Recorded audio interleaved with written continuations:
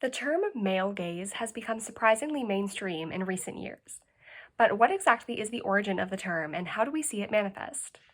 The male gaze as a term was first coined by feminist film theorist Laura Mulvey in her 1975 essay, Visual Pleasure and Narrative Cinema. And what better way to understand the meaning of the term than through a cinematic representation of film that relies heavily on the male gaze and film that does not? For this video essay, I will be comparing and contrasting two movies and analyzing their use or lack of the male gaze, as Mulvey describes it. Those movies are Suicide Squad and Birds of Prey. Suicide Squad, a DC supervillain movie which came out in 2016, was written, directed, and produced entirely by men. The 2020 film Birds of Prey, on the other hand, was written, directed, and produced by women, with the exception of one male producer amongst a team of female ones. These female producers include Margot Robbie, who stars in both movies as the famous comic book villain Harley Quinn. But by analyzing how this character is portrayed differently in both movies, we are able to see the meaning of the male gaze in action. Let's start with each film's respective introduction of the character of Harley Quinn, and keep in mind these words of Mulvey's on the nature of the male gaze. In a world ordered by sexual imbalance, pleasure in looking has been split between active male and passive female. The determining male gaze projects its fantasy onto the female form, which is styled accordingly. In their traditional exhibitionist role, women are simultaneously looked at and displayed, with their appearance coded for strong visual and erotic impact, so that they can be said to connote to-be-looked-at-ness. First off, let's look at Harley's introduction in Suicide Squad.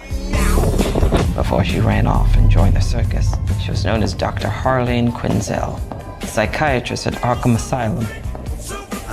She was assigned to the clown himself. In this clip, we can see how long the camera lingers on Harley's bare legs walking in heels before we even get to see her face. This is a prime example of giving male audiences a female form to project their fantasies and pleasure onto. Now, for contrast, let's look at Harley's introduction in Birds of Prey.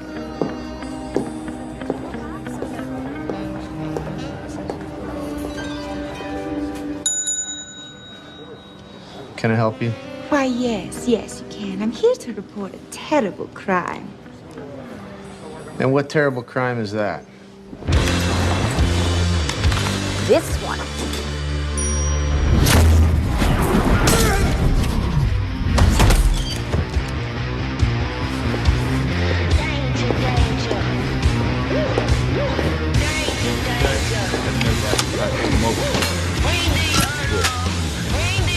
Hi, boys.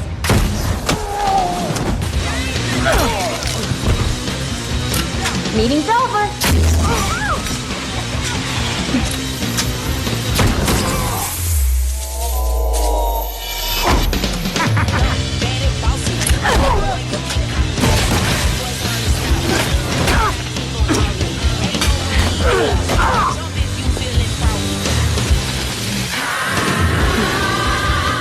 So, while this scene may seem similar to the one in Suicide Squad, the motivation and meaning of the camera work are what set it apart from the male gaze.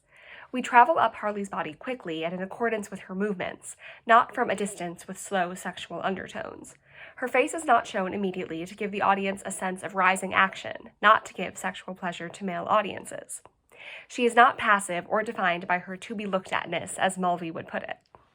Another aspect of Mulvey's analysis that really resonates when comparing these two films is the following quote, which she wrote about the movies Only Angels Have Wings and To Have and Have Not.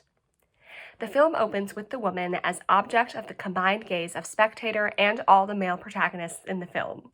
She is isolated, glamorous, on display, sexualized, but as the narrative progresses, she falls in love with the main male protagonist and becomes his property, losing her outward glamorous characteristics, her generalized sexuality, her showgirl connotations. Her eroticism is subjected to the male star alone, and by means of identification with him, through participating in his power, the spectator can indirectly possess her too. With that in mind, let's look at this scene in Suicide Squad. Nah, you don't shake hands. Let's sit down and have a drink. Hey, Jay, on behalf of everybody, welcome back. I wanted to come by and personally say thank you. You're making me good money. Making you good money. Are you sweet talking me? I love this guy. He's so intense.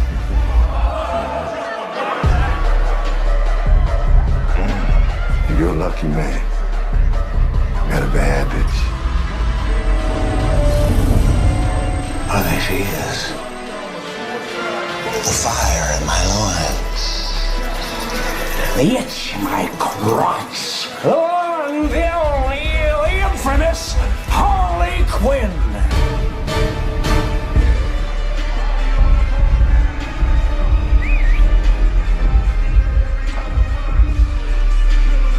Oh, kinda, Daddy. Pardon? Listen, you are my gifts to this handsome hunka. You belong to him now. You're cute. You want me? I'm all yours. I don't want no beef. You want no beef? You don't want Why, no what's beef? wrong? You don't want no beef? You don't like me? Fine, don't waste my time then. This is your lady. Look, are you enjoying yourself? Oh, that's your lady, Joker. That's right. Yeah. Yo, Jay. Now, apart from Harley literally pole dancing inside of a cage, wearing minimal clothing and vying for the attention of male onlookers, this scene emphasizes the character of the Joker and his possession of Harley Quinn. She is an object gawked at and fought over by men, but never a character of her own the way that the men in the scene get to be characters. Here is a scene, however, of Harley pole dancing in Birds of Prey. It was time for Gotham to meet the new Harley Quinn. So I really put myself out there.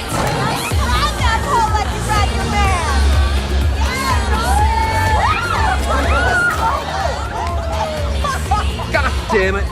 Sit the fuck down. What? I said, sit your skinny ass down, you dumb slut. Okay. You broke my fucking legs! Oh, boo-hoo. The characterization, camera work, and context of this scene make all the difference in how her character is portrayed. She is dancing for her own enjoyment and literally breaks the leg of the man turning her into a sexual object. She is not only possessed by no one, but we get a sense of her character's personality, interests, and friendships.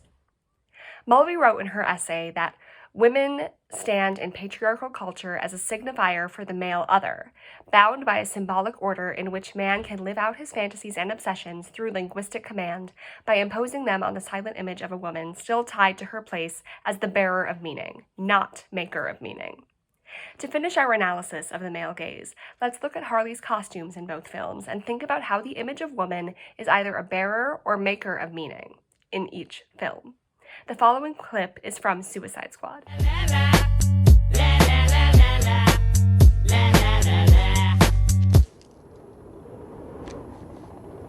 What?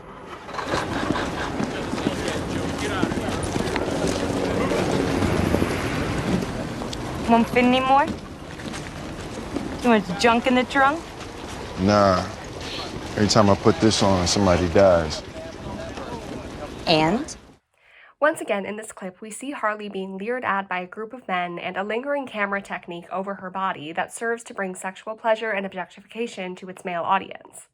Even when she's wearing clothes, her top reads "Daddy's Little Monster," defining her as an object to be possessed. Birds of Prey, however, approaches Harley's costuming differently.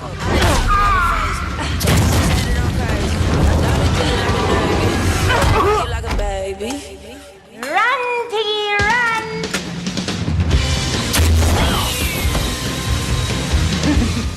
Even though she still wears crop tops and short shorts, she is not made to display her body for male attention as she so often is in Suicide Squad. We get the sense that she is wearing these clothes because she wants to, not because men like looking at her in them. What's more, she is Daddy's Little Monster no longer. She sports her own name on her clothes, emphasizing her autonomy and strong characterization that frees her from the male gaze and posits her as a maker of meaning for herself, rather than a bearer of meaning for men. Both these films show how, even when depicting a similar image or the same character played by the same actress, a piece of cinema can hold drastically different meanings depending on the intention behind a creative choice. And intentionally choosing to give women depth and agency is often a major step away from the domination of the male gaze in film. Thank you.